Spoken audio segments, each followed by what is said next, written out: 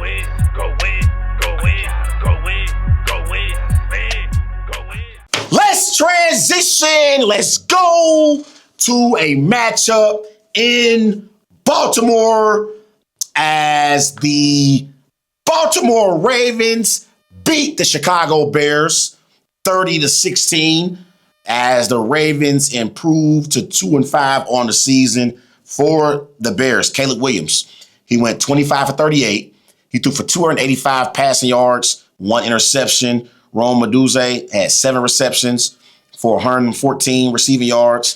For the Ravens in backup duty, Tyler Huntley, 17 for 22. He threw for 186 passing yards, 1 touchdown. So,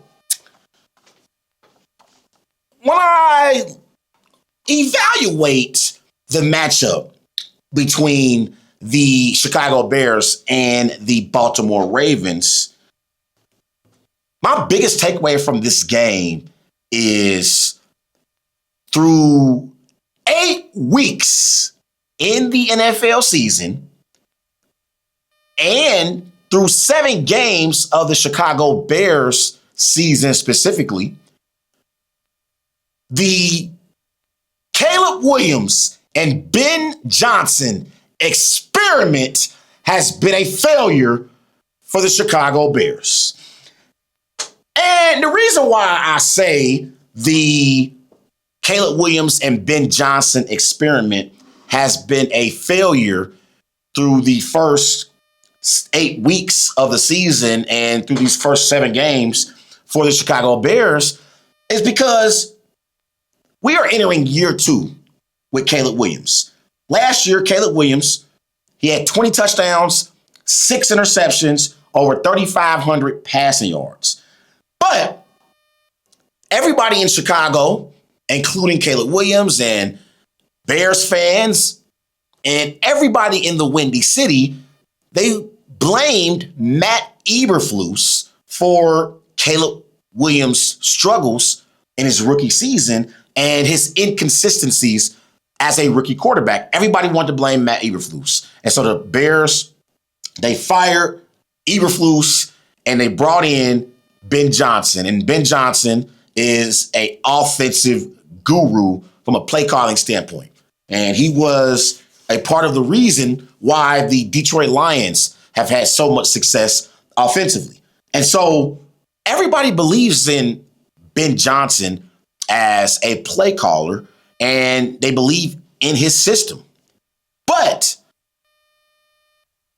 I personally don't believe that Caleb Williams and Ben Johnson are going to have this successful quarterback head coach relationship.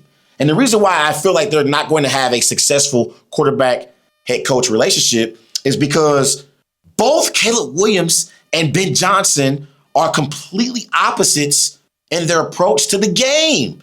Caleb Williams is more of a freelancer as a quarterback. He's more of a, I'll figure it out on my own. He's not really a timing and rhythm type of quarterback. He's one of those quarterbacks that wants to play at his own speed, kind of play his own style, and play within the confines of his individual skill set.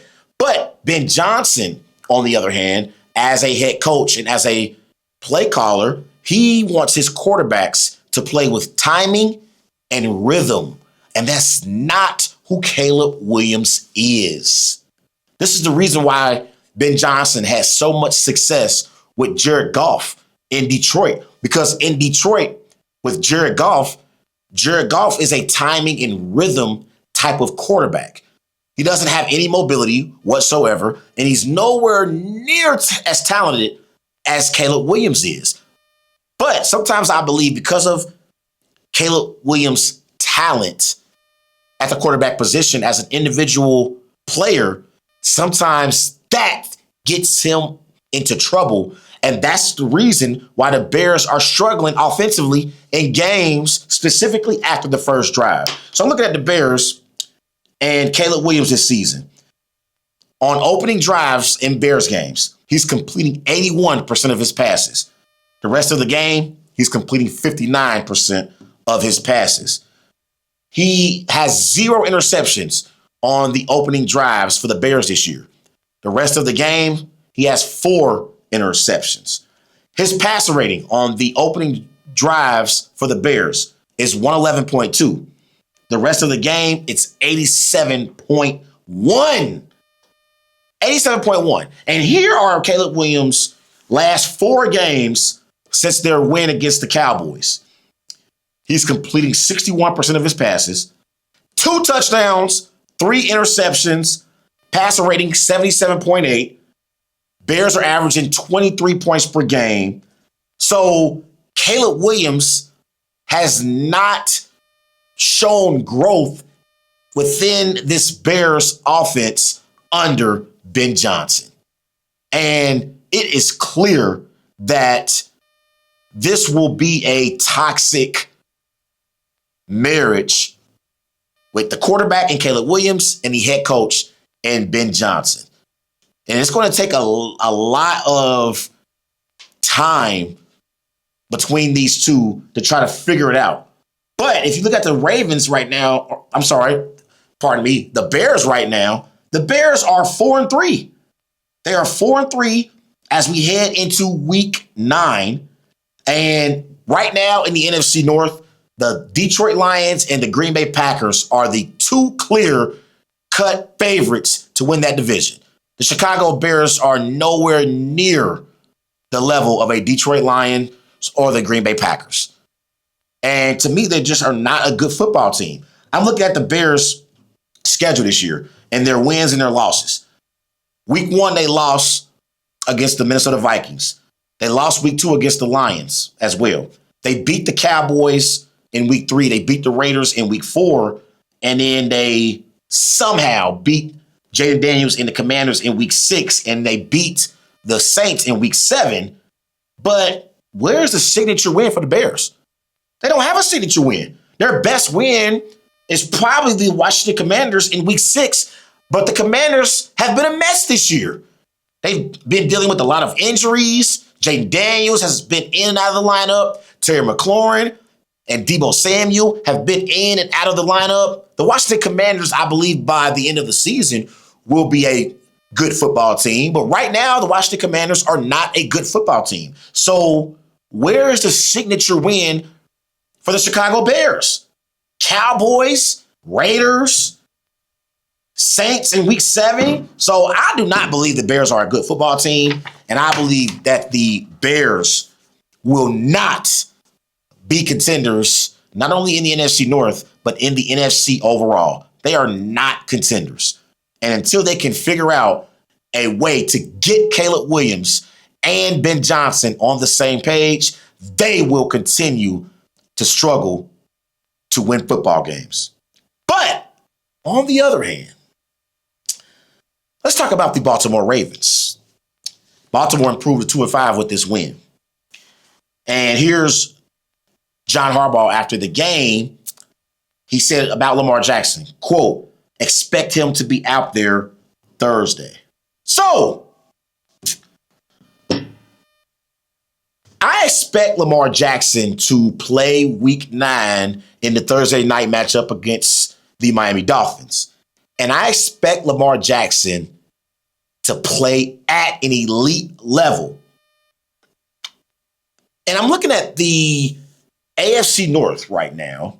In the AFC North, the Steelers lead the division at 4-3. Bengals are 3-5. Ravens are 2-5. And the Browns are 2-6.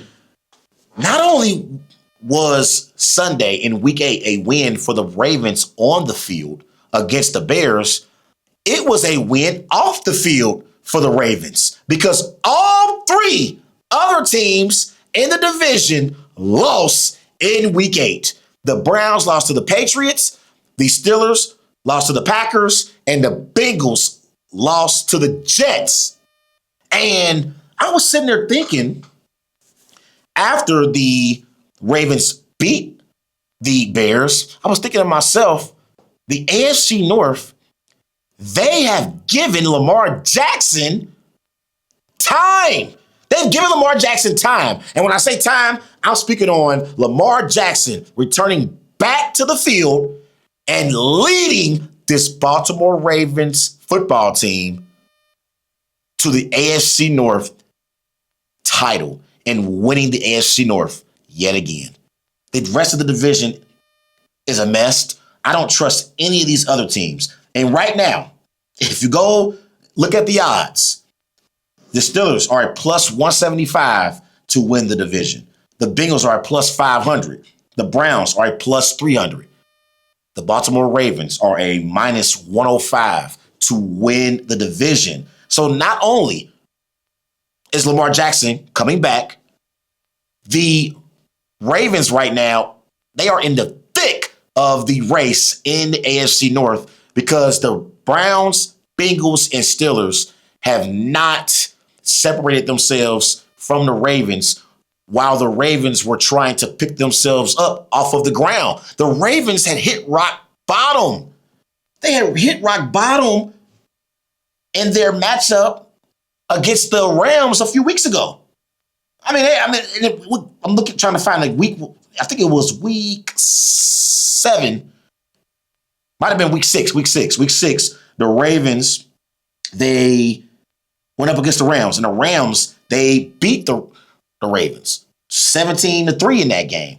And the Bengals, Steelers, or Browns have not created separation, and Lamar Jackson has an opportunity to return back to the field and lead the Ravens to the AFC North title yet again. And not only that, the Ravens defense, they are playing much better in these last 3 weeks compared to how they played in the first 5 weeks. I'm looking at the Ravens defensive ranks this year. In the weeks 1 through 5, in points per game given up, they were ranked dead last. Weeks 6 through 8, they are tied for 6th in the NFL. Yards per game, weeks 1 through 5, they were ranked 31st in the NFL. Weeks 6 through 8, they are ranked 10th in yards per game given up. In red zone points given up, weeks 1 through 5, they were ranked 31st. Weeks 6 through 8, they are ranked 5th in the NFL. So their defense has improved over the last 3 weeks. Lamar Jackson is also returning back to the field for the Baltimore Ravens. And when you have Lamar Jackson and Derrick Henry, you are a contender in your division and in your conference. And on top of that, the Ravens are about to go on a 6-game winning streak minimal. They already beat the Bears in week 8. And here's the Ravens' next 5 games.